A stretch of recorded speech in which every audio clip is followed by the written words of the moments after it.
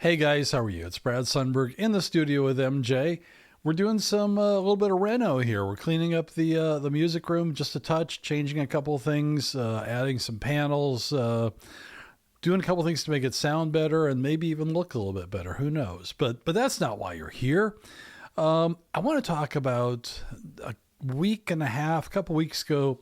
We were in New York. We were back at what I like to call the Hit Factory. Now it's called Sony Studios. And I had my buddy Tony Black there. Some of you may have tuned in for the live stream. And it was so fun to step foot back in that building, even though it's changed pretty radically. But I have so many memories about that building and the History Project in general. So I know you can't see it, but I've got some little cheat sheet notes here. I just kind of brainstormed a few things, just a few kind of random memories about the History album. We were out there for about 15, 16 months, starting in early 1994. Just being able to walk back into that studio, back into that building, just brought back a lot of fun memories. So I'm drinking ice water tonight. It's a little bit warm here in Orlando, but go make yourself a tea, pour a glass of wine, whatever you want to do. And let's hang out and just have a little chat here in the studio.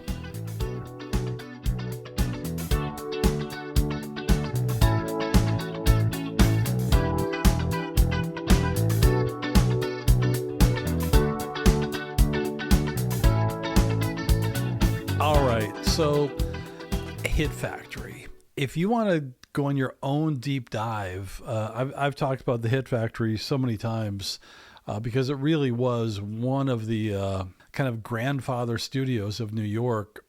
And I've talked about this before, but one of their iconic projects. And it's kind of funny because a couple studios have kind of laid claim to this, but my understanding is that it's the Hit Factory, was the Stevie Wonder project, Songs in the Key of Life. And if you have any sort of an appreciation for music, 70s R&B music, you certainly know Stevie's Songs in the Key of Life. It's one of those albums that has so much studio lore, stories about how it was made. And we're not going to talk about that album very much, other than my understanding was it was done at the Hit Factory. Somewhere along the way, I think people claim that it was done maybe at Record Plant. I'm 95% sure that Eddie Germano told me that it was done at Hit Factory. But it's kind of here nor there. Kind of is, kind of isn't. Obviously, I was like in grade school when Stevie was working on that record. But it was kind of the project that kind of cemented the Hit Factory as one of the powerhouse stations, one of the powerhouse studios in New York. And there's all these stories about how Stevie locked himself in the studio, for weeks on end. He did almost all of the musicianship himself. And they'd bring him pizza and he would sleep on the couch.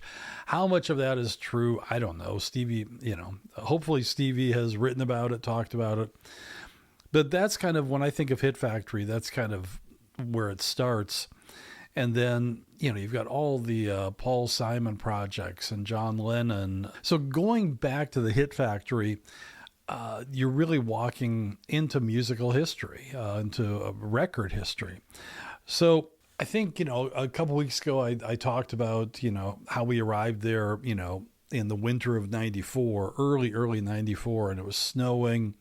And that's when I got there, and Brad Buxer came shortly after. And that's kind of, I'd already worked at the Hit Factory a few times with Bruce Swedien back in 87, 88, when we did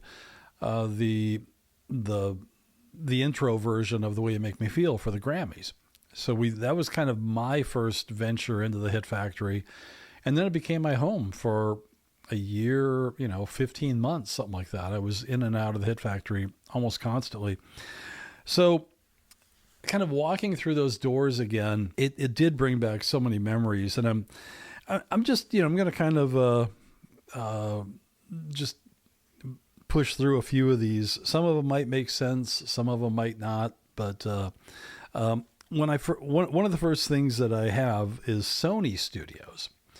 Why am I mentioning Sony Studios? Well, there was a very healthy, I guess is the best word you could use, competition between Hit Factory and Sony Studios. They were both located on West 54th. Sony, I think, was on the corner of 54th and 10th, and Hit Factory was closer to 9th, but both of them on 54th. I mean, you could walk from one to the other in about 23 seconds. So Michael, of course, was signed with Sony Music.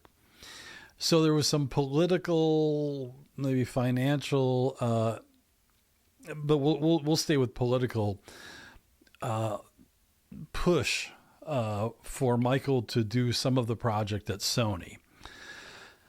And so I went to Sony, and I think I mentioned this before, if Ian Huckabee, Ian, wherever you are, I hope you're doing well. He was the sweetest guy. He was the general manager back at Sony Studios back then. And he was extremely nice to me.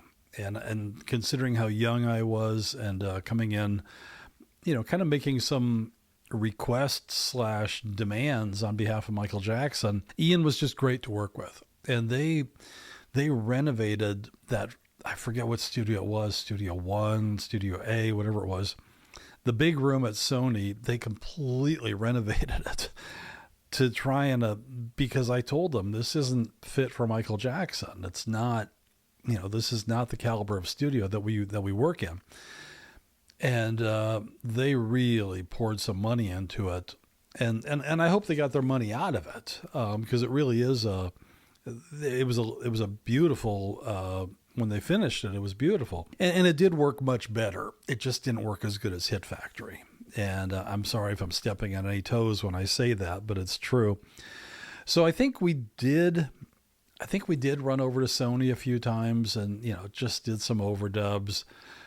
I kind of, it's been so long, there's so much water under the bridge, but I kind of remember Bruce saying, we kind of have to do that politically, and it's just a good thing to pop in over there every now and then. So that's what we did, and I also found out that Michael would go over to Sony Studios on Sundays with Stephen Whitsitt, one of his photographers, and they would do a photo shoot. And I never knew any of this until later. So Michael did. He was in and out of the hallways of Sony Studios quite a bit. And of course, Brian Vibberts has talked about, I think he was on staff at Sony for a little while. And for those of you old enough to remember when MTV used to do MTV Unplugged, I believe that was all at Sony Studios. I know I keep saying Sony Studios. I'll just say Sony from now on. So there was some amazing projects that were recorded and videoed, especially for the MTV Unplugged stuff. I believe a lot of that was at Sony. But let's cross back over to the Hit Factory at 421 West 54th. So a couple things I thought of was when I first got to Hit Factory, one of our first projects was to bump up all the security. And they had great security guys. They changed all the locks for us. I think we had little numeric keypads or something to get back into our part of the building. Nobody, and I mean nobody, stepped foot, down our hallways when we were there. And that's a top shelf studio where they give you the code and they don't come back there until you call them and need help with something. Their tech team was great. Their engineering team was great. And it was a world-class place. It was built by Eddie Germano. Rest in peace, Eddie.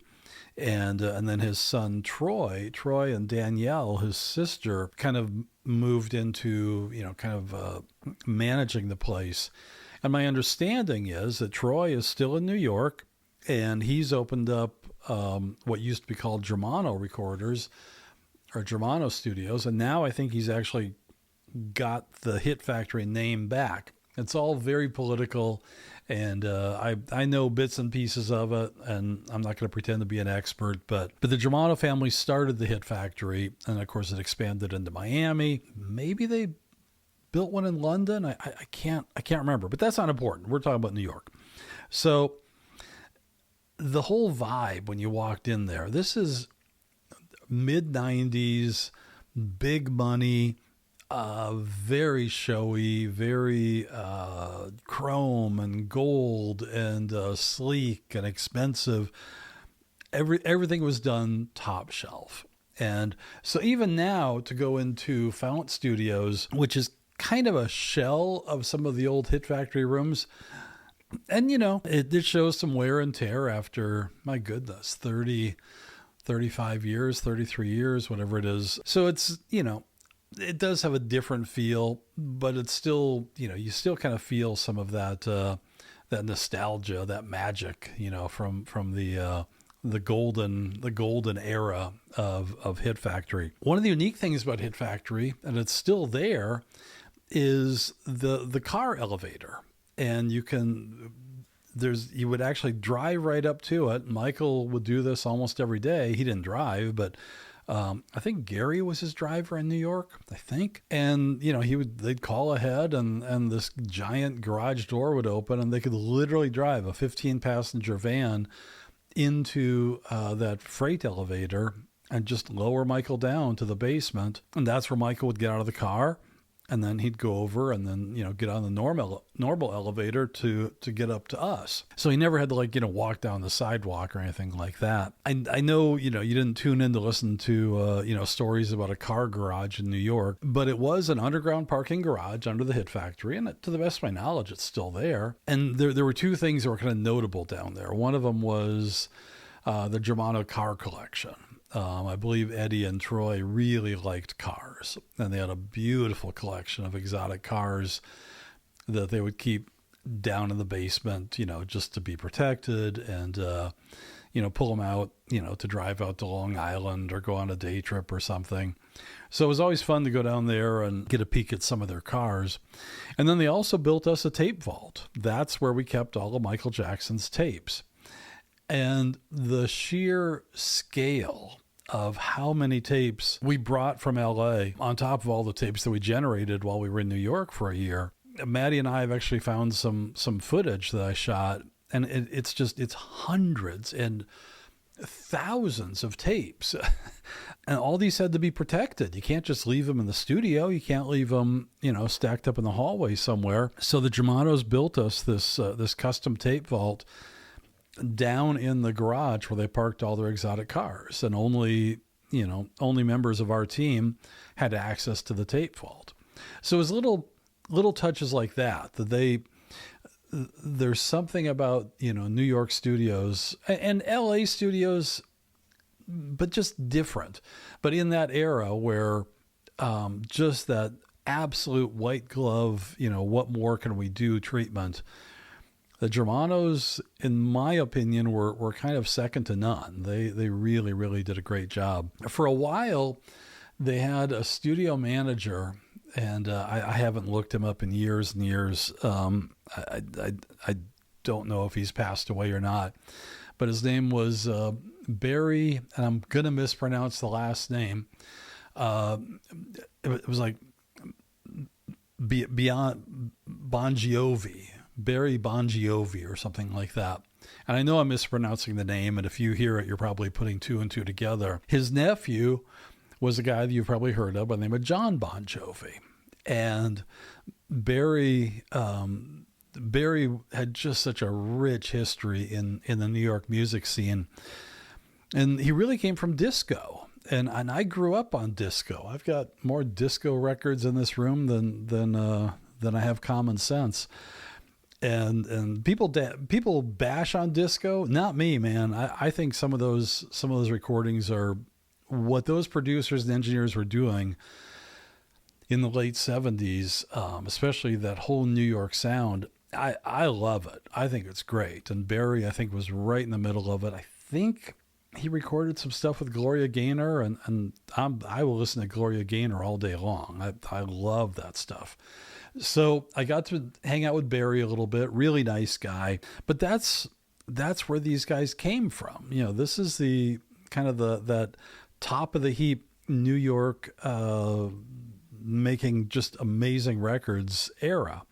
So when we brought Michael in, one of the things we always asked the studio to do was build a lounge.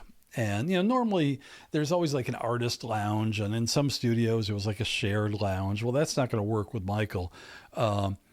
So I guess I'm trying to remember the exact details, but they had this beautiful lounge, and then we furnished it and brought in, posters, and people would bring gifts, and Michael would use it as his office. And if he wanted to grab a quick nap or something, and all this stuff was, I don't want to say that it was easy, but really, if whatever we asked for, the level of catering and service that the Germano team would put forward was amazing.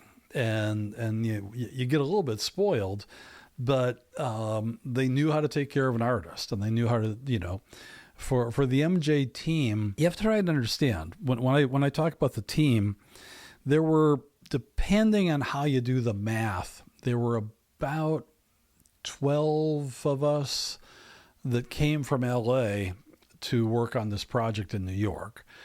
10 or 12, and that includes, like Brad Buxer and our production coordinator, Rachel, Andrew Sheps.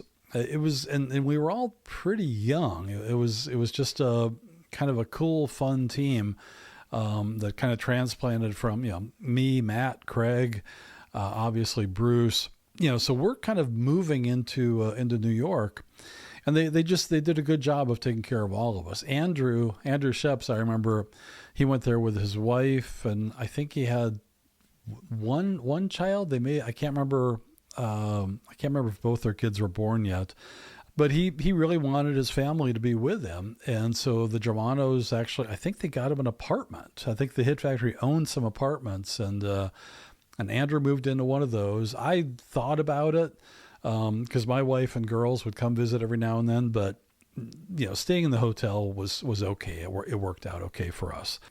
Going back to Michael's lounge, and I've talked about this before, but this is when he and Lisa Marie got married.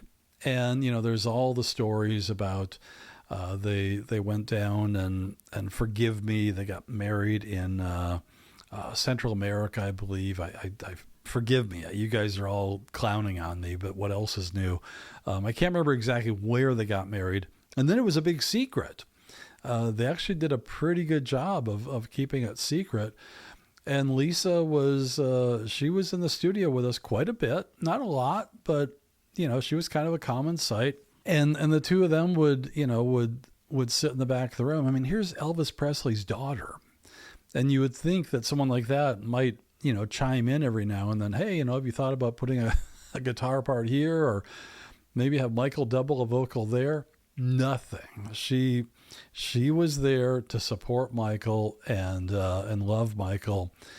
And, it's not infrequent that, when I talk about Michael and Lisa, somebody will say, was that real? Was it a publicity stunt? What was that? I'm telling you, as eye to eye, as honest as I always am. Yes, it was. It was a real. I describe it as almost like two junior hires. They were very much in love. It was a flame that burned very hot and probably burned kind of quick, but they adored each other. And it was almost not uncomfortable, but almost a teeny bit. They could be annoying. They would just call each other fart face and sitting on each other's laps. And they didn't have to perform for us. They weren't performing for us. They were being themselves, and they trusted us, is what it came down to. And they would disappear into Michael's lounge, and ain't nobody gonna knock on that door. And it was sweet. So when I went to New York a couple weeks ago, we were in, I think it was called Studio 6 or 6A or something. But Studio 4, which is where we recorded, where Bruce Swedien was set up recording the History Project, was literally down the hall. And at the end of the day, I got to go down to see Studio 4, and it's completely different. The old days of the 96 input SSL, that's long gone. But as soon as I walked in that room, I saw that I think there's still a couch in the back of the room. And the first thing that I thought of, I mean, literally the first memory I had was Michael and Lisa sitting on that couch, right in that exact spot. Now, I've told this story before also, but when Michael got married, I was flying from LA. Well, he got married a few weeks before, but none of us knew it. And that's the truth. We did not know. And I was flying from LA, and that was when the news broke.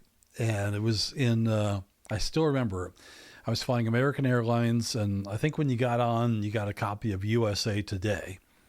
And right on the, I wish I still had it. I've probably gotten rid of it. But right on the headline, it was either the headline or the entertainment section or something, but it was, King of Pop marries the Queen of Rock, something like that. And here's, Michael and Lisa. And I'm like, wow, that's nutty. And the absolute true story. When I got to the studio, I walked into Studio 4, right where I was standing a couple weeks ago, and I had the newspaper in my hand. And I walked over to Michael, and I kind of rolled it up. This is kind of, not my finest hour. And I whacked him on the head with it. And he's like, ow, what are you doing? And he's laughing. And I opened it up, and I said, a lot of times when somebody gets married, they tell some of their friends so we can say congratulations, or maybe even go to the wedding or something. And that was really when it broke. I was able to, I think, tell Bruce and probably Brian that, Michael had just gotten married, and he was kind of laughing and giggling. And he's like, I know, we just wanted to keep it a secret. But all that happened right there at Hit Factory, right in that room. And, so when I was able to go into Studio 4 again, it really was like this little flood of memories. Man, that was right there. My goodness, 32 years ago. That's kind of hard to believe, but also kind of true. These are just some random memories that I thought of today. We were staying, most of us were staying at the Helmsley Palace, which was over on Madison and 50th, I think it was, right across the street from St. Patrick's Cathedral. And we would usually walk to the studio in the morning, but sometimes late at night, New York is New York. And, we're if you're going back with 3-4 guys, it's no big deal. But if you're going back by yourself, you got to watch your back a little bit. You're going through Times Square, and it can get a little dicey at times. But as soon as we were kind of wrapping up the session, I just thought of this today. It might be cold out, might be hot out, might be raining out. And Hit Factory, one of the staff members would almost always say, should we get you a car? And man, you want to get your ego inflated. Have people ask you that question a few times. And a lot of times you're like, no, I want to walk. I need the exercise. And other times you're like, yeah, that might be kind of nice. And they always had a car service. I mean, they would get there in 90 seconds. It'd be like a black, not a limo, I don't want to make it sound silly. They had limos, but they would just run us back in a town car or something. Full on chauffeur, the guy in the suit and the hat and the whole thing. And, you pull up to back then it was the Helmsley Palace. You pull up there, 11 o'clock at night, in the back of a Lincoln town car. And, people are kind of looking, see if it's somebody famous, and it's not. That's just us, me wearing a Hawaiian shirt or something. Tremendous disappointment to everybody. But it was just that kind of service. And you do get a little spoiled. What it cost at the end of the project, I don't know. I do, it wasn't free, I'll tell you that much. And, everyone's making a little bit off each ride, but that's just how it was. They really did take good care of us. The food, oh my goodness. I mean, if you've spent any time at all in New York, the pizza and the sushi, and yeah, we did find pretty good sushi in New York. I'm not going to lie. The salads, obviously the deli food, the Italian food, and they would just bring food in. I mean, we were ordering it, so it would kind of work something like this. This is a true story, and I hope you don't think that I'm bragging or anything, because I'm not. But I'm grateful. I'd get to the studio maybe 10:30 in the morning, something like that. And I may or may not have had, on my walk in, I probably did stop and grab like an egg on a roll or a bagel or something. It is New York. And I think they would have bagels waiting for us in the studio. So right off the bat, there's food. And then you would just, it was such a force of habit, but you'd usually, order lunch. And so, there's such good Italian food and deli food and even just diner food. Back then, diner food out of a New York diner was just extraordinary. So you might order in like a big breakfast or an early lunch or something, and then we'd get to work. At about noon, we'd be cranking, and Bruce would be in his room, Eddie would be in his room, Michael's floating around. I might be upstairs in Studio One, and then come 5 o'clock, 4:30, 5 o'clock, then it's dinner time. And so now you're going to bring in more food. And one of our treats, I have it written down here and I don't even know if they're still in business. I hope they are. But we couldn't do this every day because it was just outrageously expensive and just heavy. But there used to be a restaurant called Old Homestead. And I should look it up and see if it's still there. If you're a New Yorker, you probably know. And they would do something called heavy beef. And I think it was just an enormous slab of prime rib. And it was just unbelievable. And so we would have, prime rib brought in. Someone might get lobster. Was it excessive? Sure. It was an excessive project. Everything about the history album was probably a little bit over the top. We're also away from home. I'm not trying to cry on your shoulder or anything, but there are some, when you're working on the road, traveling like that,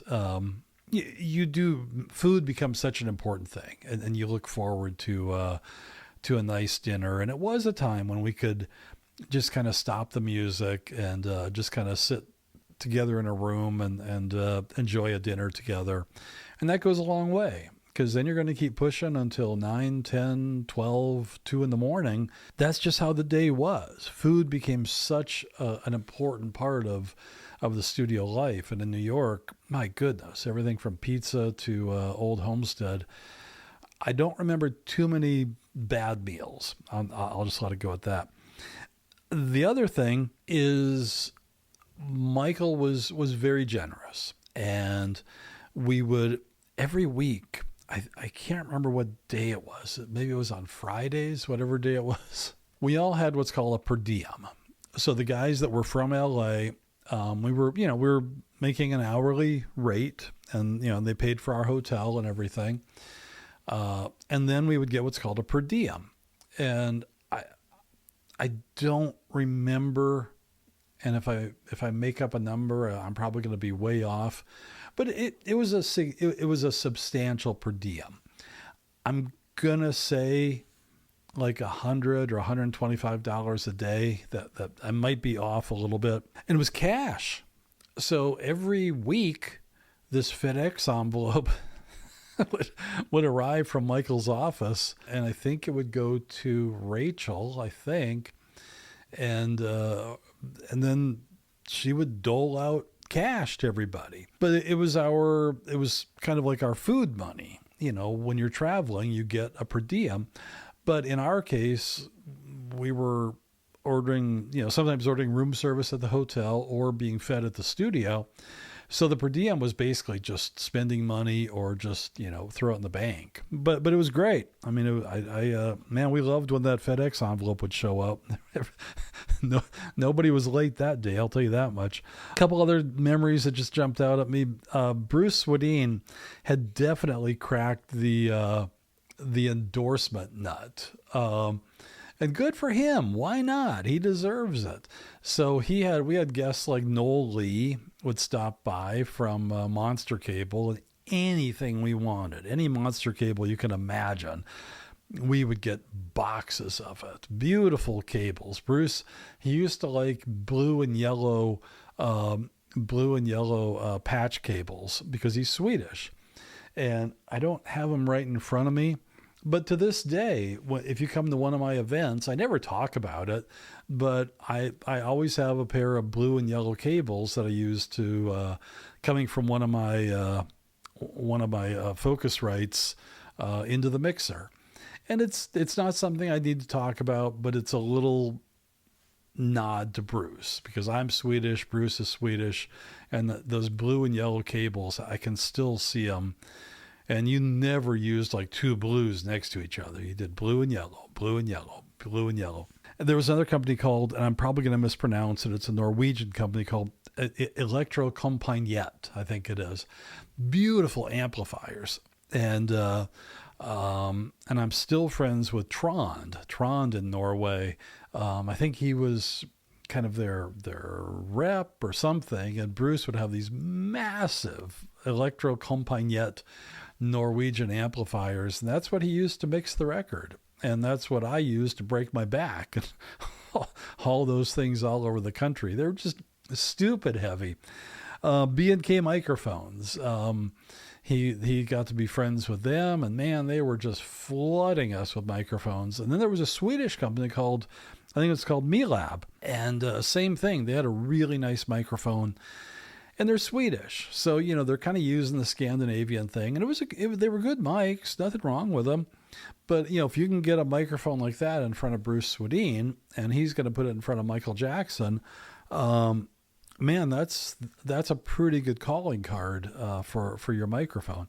So, and Bruce was good at that. He was working deals, and people were bringing stuff to him, and kind of way before YouTube and influencers and all that. Bruce was doing the endorsement thing hard, and he was good at it. Up on the 6th floor, I wish I had video of it. I don't think I do, but it was like late spring, and it was just beautiful in New York. And we found, I think there was either a window or a door, and you could actually go out onto the roof. And I'm a California boy. To go and sit on a rooftop, and I think I probably have photos somewhere, but I think from that rooftop back then you could see the Twin Towers, before they were taken out.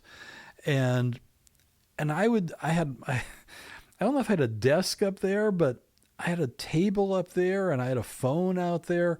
And I know it sounds crazy because I've got Michael Jackson inside the studio. Michael probably came out there. I'm sure he did. But it was just so nice, and you just wanted to get a little bit of sun and kind of enjoy the New York vibe, hear the horns and everything. I probably wouldn't go out there at 11 o'clock at night, but during the day, I still remember that little rooftop office that we built.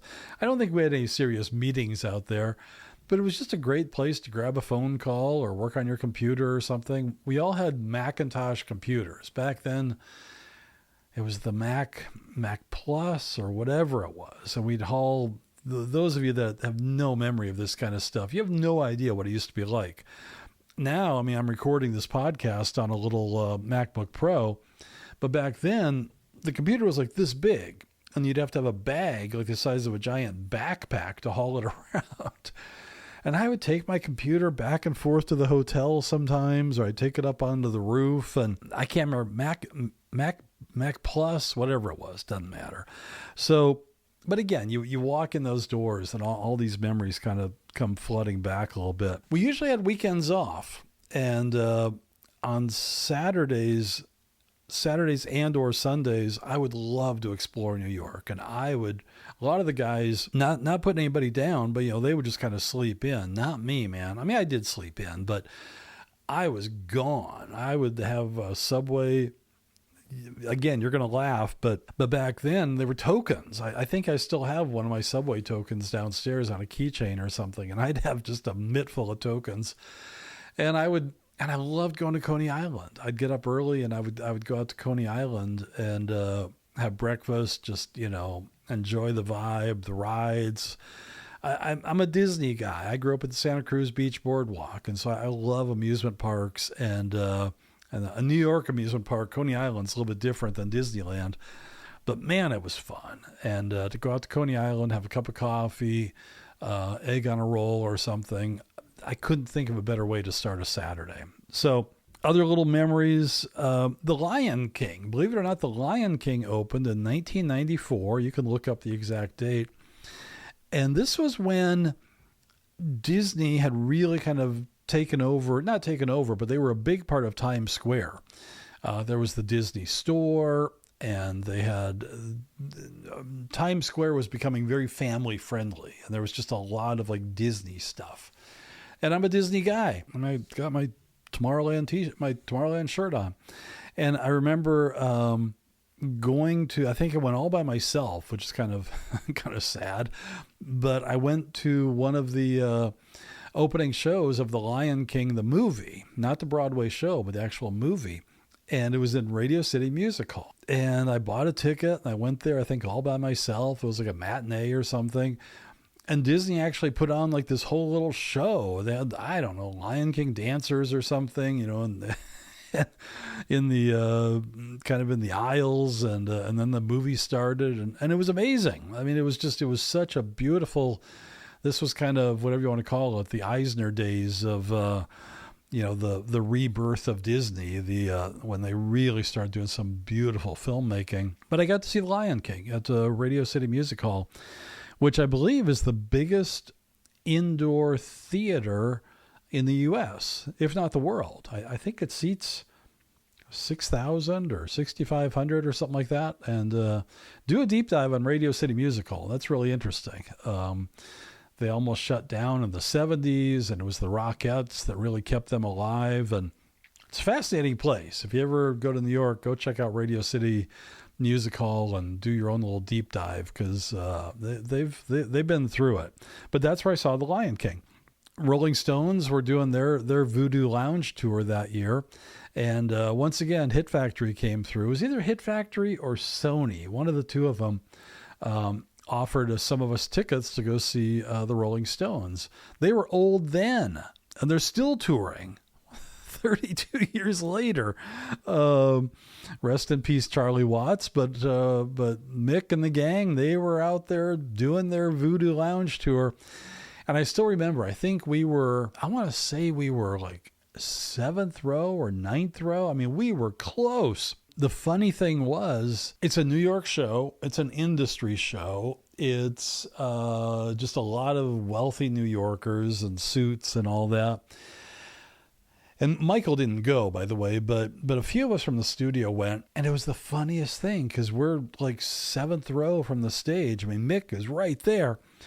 And it's all industry people, and they're all just sitting, the party's back there. We almost wanted to get up and move and go 20 rows further back, because they're back there singing and dancing and having a blast.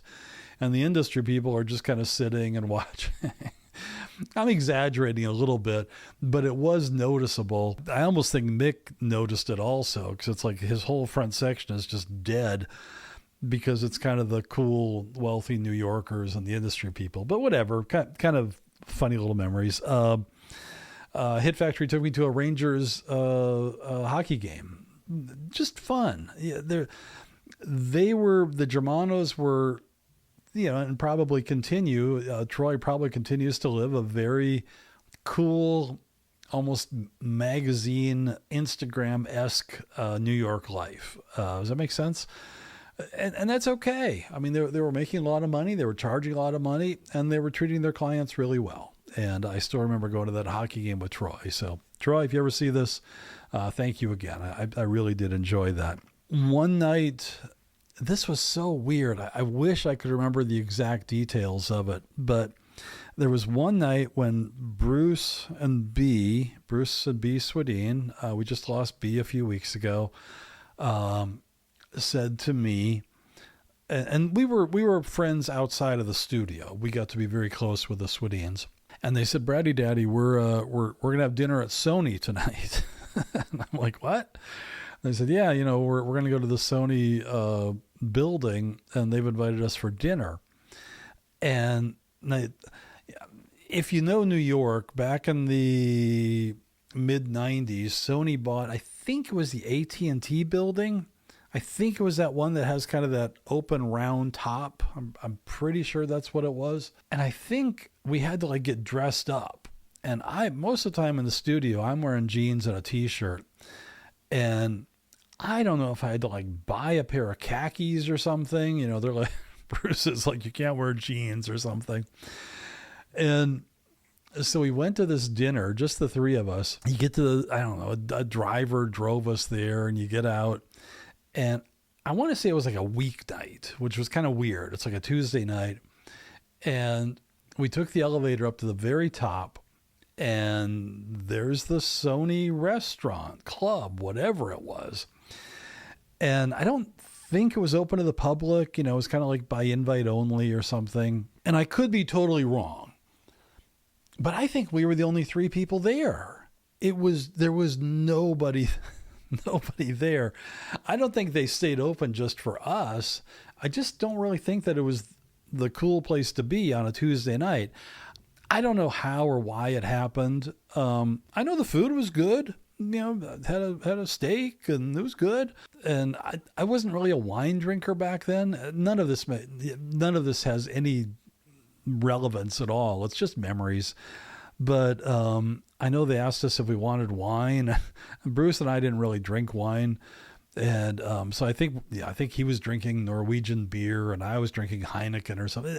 It doesn't matter. I don't know. In my mind, we were just kind of fish out of water. And the three of us, Bruce and B are kind of, you know, country folk, you know, they got their beautiful ranch, and I'm barely out of my teens. I mean, not really, but it was fun. It was a really special evening, kind of, you know, the three of us getting dressed up, you know, for a fancy dinner at Sony, and it was fun.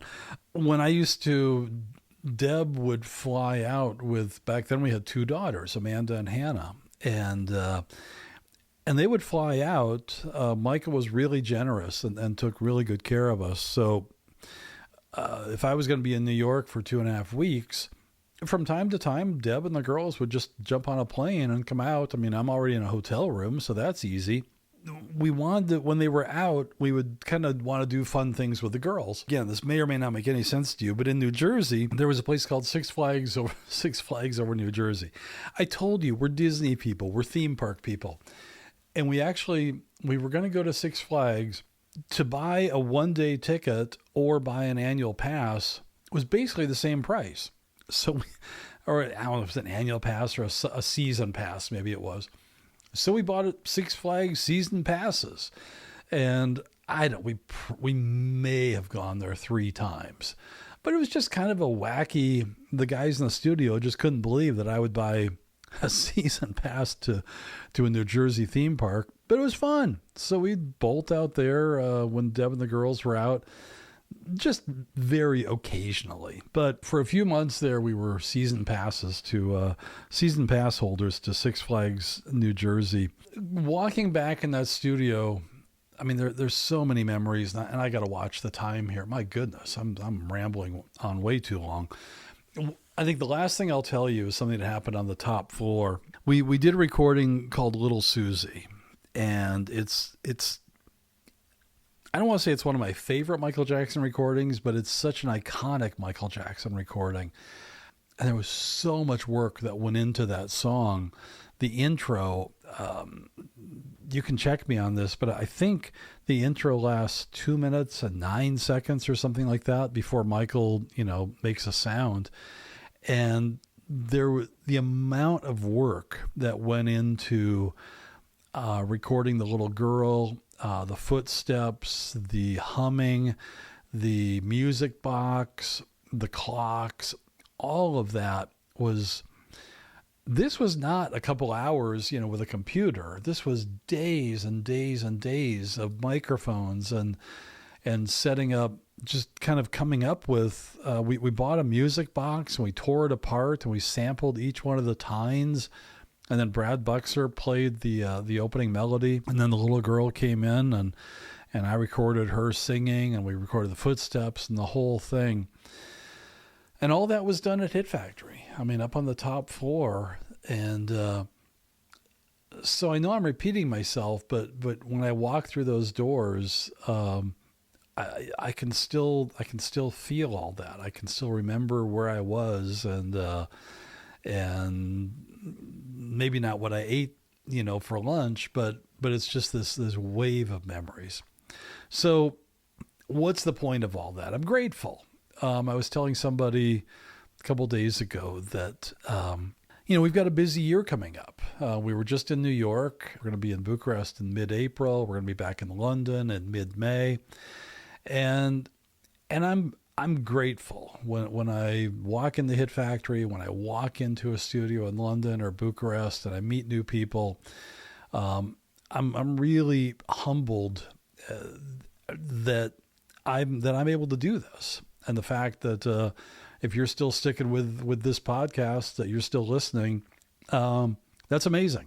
And I never set out to do this kind of stuff. I think we just updated our website, and I don't know, we've done well over 300 live events over the past several years, and we're going to be partnering. I'm having some really good conversations with a group called Give Kids the World here in Orlando, which I know is an organization that Michael would have loved. He may have been involved. I don't know. But we might be doing some special events with, for the families at Give Kids the World, which is amazing. To have these opportunities to share some stories, share some memories. And like I like to say, to be able to introduce people to the Michael Jackson that I knew means a lot. And I don't take it for granted. So thank you to Hit Factory, the Germano family, obviously to Michael and his team. I have so many sweet memories from that era, and then I've reconnected with so many of them. So thanks for hanging with me as I went down a little. There's so much more I could talk about, but I think that's enough for tonight. But thanks for hanging out with me as I kind of opened up the door to Hit Factory again, and just shared some memories from that amazing project. All right. Be blessed. May your family be blessed, and I hope to see you soon in the studio. Take care.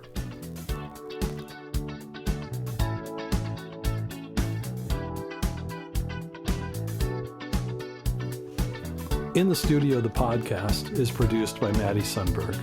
Theme music performed by Buddy Nuanez. Artwork by Andy Healy.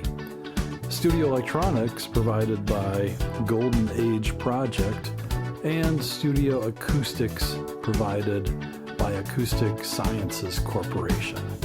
My name is Brad Sundberg. Thanks so much for hanging out with us in the studio.